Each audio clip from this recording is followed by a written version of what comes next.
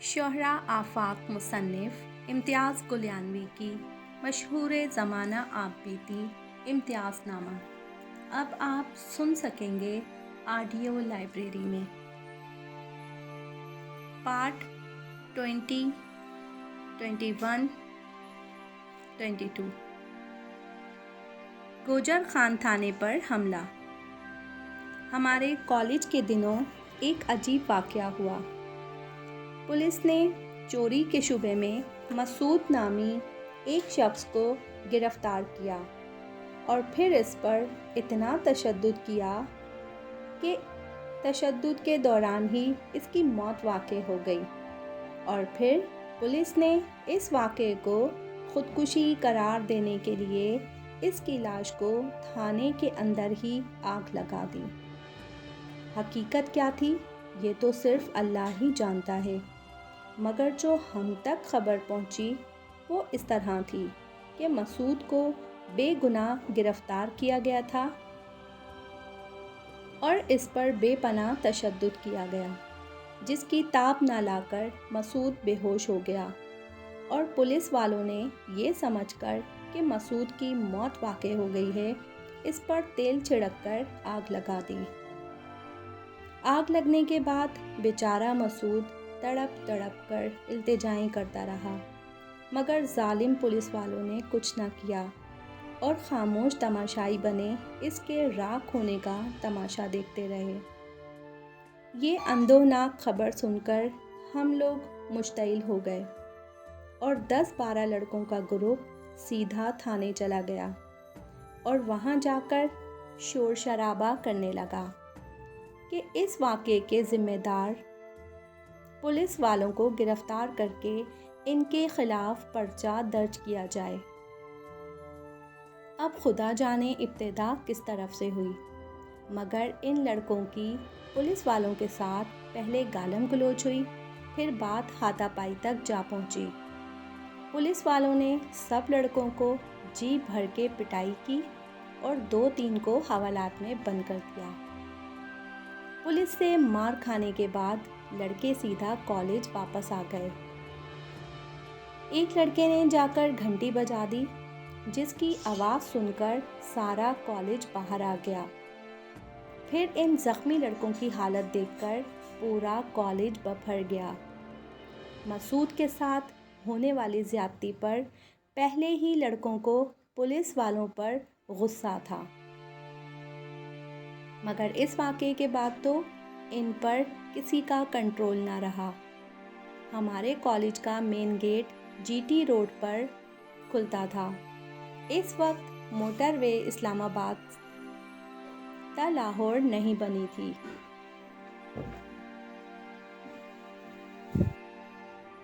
اور پنڈی سے لاہور اور سیالکوٹ کے لیے یہی سڑک استعمال ہوتی تھی۔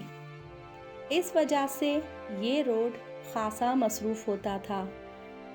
ہم چند لڑکوں نے سب سے پہلا کام یہ کیا کہ 2 بسیں روک کر انہیں روڈ کے متوازی کھڑا کر کے دونوں طرف کی ٹریفک بند کر دی۔ پھر پورا کالج پیدل ہی تھا تھانہ گوجر خان کی طرف چل پڑا۔ راستے میں آنے والے مسلم اسکول اور اسلامیہ اسکول سے بھی طلباء کو چھٹی کروائی گئی۔ مجھے آج بھی یاد ہے کہ جب میں اپنے ساتھیوں کے ساتھ مسلم اسکول میں داخل ہوا اور تحکمانہ انداز میں اسکول بند کرنے کے لیے کہا تو جمیل احمد بوگڑہ والے نے حیرت سے میری طرف دیکھا اور مجھ سے وجہ پوچھی، تو میں نے جلدی جمیل کو ہونے والے واقعات سے آگاہ کیا۔ جمیل گو کہ اس اسکول کا طالب علم نہیں تھا، مگر تھا بڑا جیدار۔ فوراً ہمارے گروپ میں شامل ہو کر تھانہ گوجر خان کی طرف چل پڑا۔ جب ہم تھانہ پہنچے، پولیس والے پہلے ہی حفاظتی تدابیر کیے بیٹھے تھے کہ شاید مسئلہ بات چیت سے حل ہو جاتا، مگر ہم سب جوان اور پرجوش تھے۔ پھر ہمارے گروپ میں کوئی بندہ ایسا نہیں تھا جو سلیقے سے معاملات کو سلجھانے کی کوشش کرتا۔ تاہم ہم نے جاتے ہی تھانے کی عمارت پر پتھراؤ شروع کر دیا۔ پولیس والے ڈنڈے سوٹے لے کر نکلے، مگر ان کی تعداد ہمارے مقابلے میں آٹے میں نمک جتنی تھی۔ جلد ہی پولیس والے بھاگ کھڑے ہوئے اور ہم لوگ تھانے میں ایسے داخل ہو گئے جیسے کوئی فاتح فوج کسی مفتوح شہر میں داخل ہوتی ہے۔ سب سے پہلا کام تو ہم نے یہ کیا کہ لاک اپ کا تالا توڑ کر نہ صرف اپنے لڑکوں کو باہر نکالا بلکہ دوسرے قیدیوں کو بھی آزادی دلا دی۔ پھر ہم نے گھوم پھر کر پورے تھانے کا جائزہ لیا کہ شاید مال غنیمت کے طور پر کوئی پولیس والا ہمارے ہاتھ لگ جائے، مگر کوئی پولیس والا تھانے میں رک کر اپنی جان گنوانے کی حماقت نہیں کر سکتا تھا۔ اس تلاشی کے بعد نہ جانے کس ستم ظریف نے تھانے کی عمارت کو آگ لگا دی۔ اس کے بعد ہجوم نے ایس پی آفس کا رخ کیا، وہاں پر بھی کوئی موجود نہ تھا۔ ایس پی آفس میں بھی خوب توڑ پھوڑ کی گئی۔ اتنی دیر میں یہ بات پورے ملک میں پھیل چکی تھی کہ گوجر خان میں ہنگامے پھوٹ پڑے ہیں۔ وہ ضیاء الحق کے مارشل لا کا دور تھا۔ فوراً کمشنر راولپنڈی نے مزید پولیس کی نفری بھیج دی، جس نے آنسو گیس اور شیلنگ کا بے دریغ استعمال کیا، مگر اس کے باوجود نہ تو تھانے تک پہنچ سکے نہ ہی ٹریفک کو بحال کروا سکے۔ اس ساری ہنگامہ آرائی میں سب سے برا حال مسافروں کا تھا، جو بیچارے بیوی بچوں سمیت اس انجان جگہ پر انتہائی خطرناک صورتحال میں پھنس کر رہ گئے تھے۔ میں سارا دن ہنگامہ کرنے والوں کا حصہ رہا۔ ہم سوائے لوگوں کو پریشان کرنے کے اور کچھ کر بھی نہیں رہے تھے، مگر اس کے باوجود کوئی احساس ندامت تک نہ تھا۔ شام کو میں جب گوجر خان سے گھر جانے کے لیے نکلا تو گلیانہ موڑ کے قریب چند مسافر خواتین و حضرات کو پریشان حال زمین پر بیٹھے دیکھا۔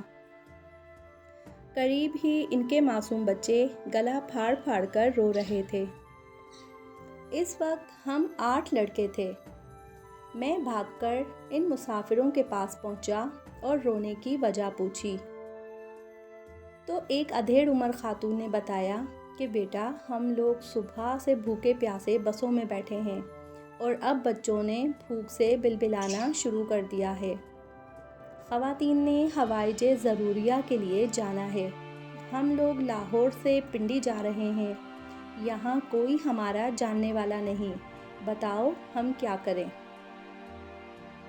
اس وقت مجھے حالات کی سنگینی کا کچھ احساس ہوا۔ میں نے اپنے ساتھیوں سے کہا، جیب میں جتنے پیسے ہیں سارے نکالو۔ وہ سارے پیسے لے کر ہم قریبی دکانوں میں چلے گئے، وہاں سے دودھ، بسکٹ اور جو کچھ ملا وہ لے آئے۔ کئی دکانداروں نے تو ہم سے پیسے بھی نہ لیے۔ ساتھ ساتھ ہم ان سے یہ بھی پوچھتے رہے کہ کسی دکان یا مارکیٹ کے اندر کوئی باتھ روم ہے تو ہمیں بتائیں، مسافر خواتین نے استعمال کرنا ہے۔ ایک دکاندار نے کہا کہ دکان میں تو کوئی باتھ روم نہیں، ہاں دکان کے قریب میرا گھر ہے، آپ ان خواتین کو وہاں لے آئیں۔ ہم فوراً واپس مسافر خواتین کے پاس چلے گئے۔ وہ دودھ اور بریڈ وغیرہ ان کو دیے، بدلے میں وہ ہمیں پیسے بھی دے رہے تھے، جو ہم نے لینے سے صاف انکار کر دیا۔ پھر ہم نے انہیں بتایا کہ قریب ایک گھر میں باتھ روم ہے، صرف خواتین وہاں جا سکتی ہیں۔ پہلے تو ان خواتین نے ہچکچاہٹ کا مظاہرہ کیا، مگر پھر شاید وہ مجبوری کی انتہا پر تھیں، اس لیے جانے کے لیے راضی ہو گئے۔ تھوڑی دیر میں ہی وہاں اچھا خاصا میلہ لگ گیا۔ کئی لوگ گاڑیوں سے نیچے اتر آئے۔ زیادہ تر لوگ لاہور یا سیالکوٹ سے گاڑی میں بیٹھے تھے اور انہیں گاڑیوں میں بیٹھے 14-15 گھنٹے ہو چکے تھے۔ ایک گاڑی کا ڈرائیور مجھ سے پوچھنے لگا کہ کیا آپ یہاں قریب ہی رہتے ہو؟ میں نے کہا ہاں، قریب ہی میرا گاؤں ہے۔ وہ مجھ سے پوچھنے لگا کہ کیا تم کسی سے پوچھ کر بتا سکتے ہو کہ پنڈی جانے کا کوئی اور راستہ بھی ہے؟ میں نے فوراً جواب دیا، کسی سے پوچھنے کی کیا ضرورت ہے، مجھے خود پتہ ہے، مگر وہ راستہ تھوڑا لمبا ہے جو 20-25 کلومیٹر زیادہ سفر کرنا پڑے گا۔ میری یہ بات سن کر تو گویا وہ خوشی سے پاگل ہو گیا۔ بولا، یار 25 تو کیا، میں 50-60 کلومیٹر سے بھی زیادہ فاصلہ طے کرنے کے لیے تیار ہوں۔ ہم گھنٹوں سے یہاں پھنسے ہوئے ہیں اور خدا جانے کتنا وقت یہاں پر لگے گا۔ یار آپ لوگوں کی بڑی نیکی ہوگی کہ آپ اگر ہمیں راستہ سمجھا دیں۔ اس ڈرائیور کا جوش دیکھ کر مجھے لگا کہ شاید ہم ان کی مدد کر سکتے ہیں۔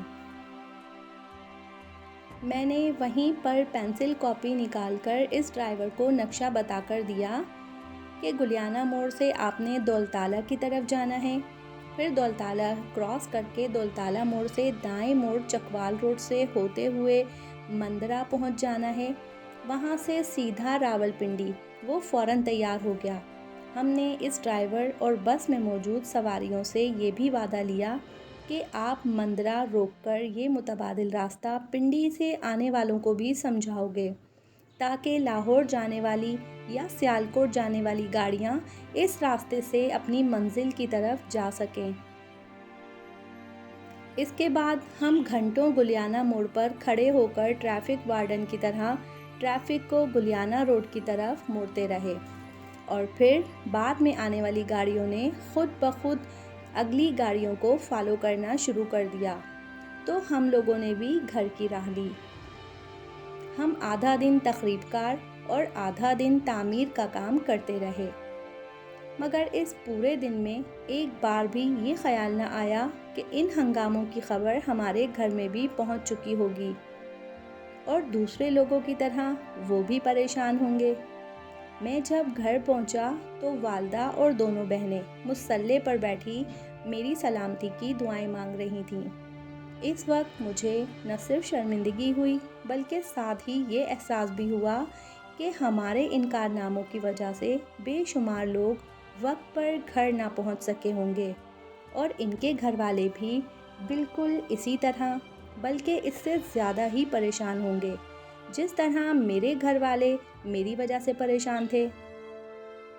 اس وقت موبائل فون نہیں تھا، اس لیے گھر والوں کو اپنی خیریت کی اطلاع دینا ممکن نہیں تھا۔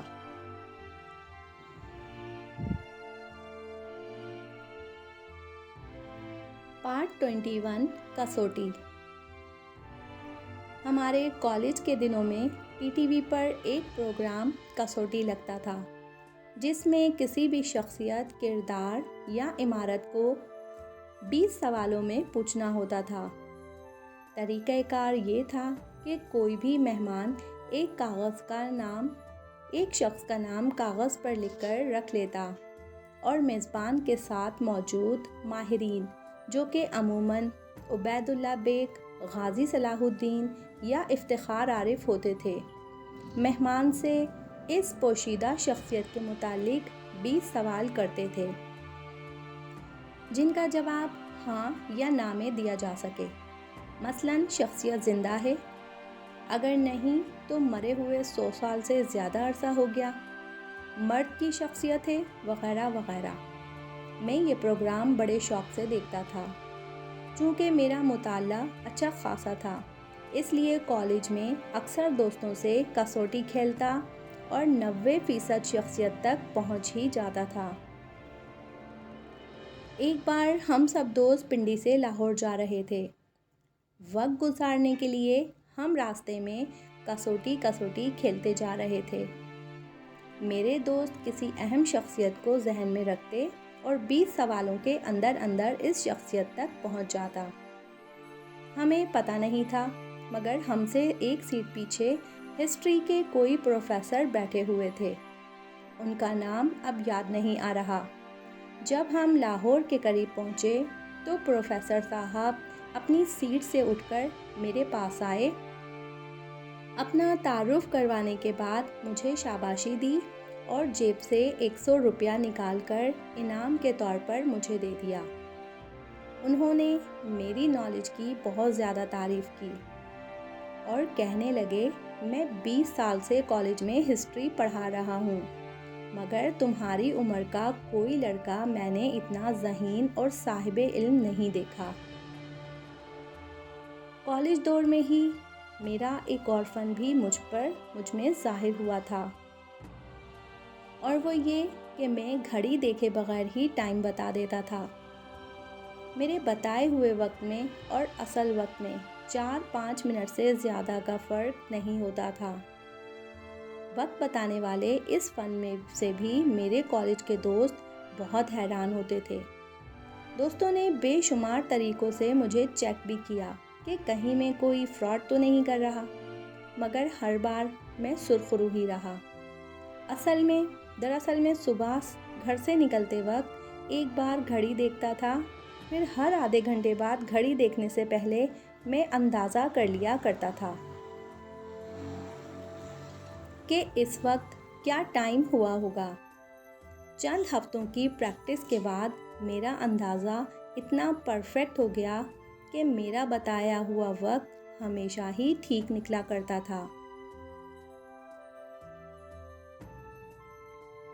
پارٹ 22 مطالعے کا شوق۔ کالج میں داخلے کے بعد میرے ایک شوق کی بڑی حد تک تسکین ہونے لگی، وہ تھا کتابیں پڑھنے کا شوق۔ ایک تو کالج کی لائبریری میں بھی کافی کتب موجود تھیں، اور اس کے علاوہ گوجر خان شہر میں ایک میونسپل لائبریری بھی تھی۔ یہ لائبریری ٹھیک اسی جگہ پر تھی جہاں آج کل TMA کا آفس ہے۔ کچھ عرصے بعد یہ لائبریری سول ہسپتال گوجر خان کے قریب منتقل ہو گئی۔ وہاں پر لائبریری کے انچارج گیلانی صاحب ہوا کرتے تھے، بڑی شفیق طبیعت کے مالک تھے۔ اگر کبھی کتابیں مقررہ وقت سے تھوڑا بہت لیٹ بھی ہو جاتی تو زبانی تھوڑا ڈانٹ دیا کرتے تھے، مگر جرمانہ انہوں نے کبھی بھی نہیں دیا۔ گیلانی صاحب کے اسسٹنٹ صابر صاحب تھے، وہ بھی بڑا خیال کرتے تھے۔ میں نے اس دور میں نسیم حجازی کے ناول، عمران سیریز، شہاب نامہ، پروین شاکر کی شاعری، مجید امجد، فیض، غالب، تاریخ اسلام، ہندوستان کی تاریخ، مغل، منگول، ترک، عباسی، اموی، عثمانی، کشف المعجوب، محی الدین نواب، انگریزی، فرانسیسی اور روسی ادیبوں کے تراجم پڑھ لیے تھے۔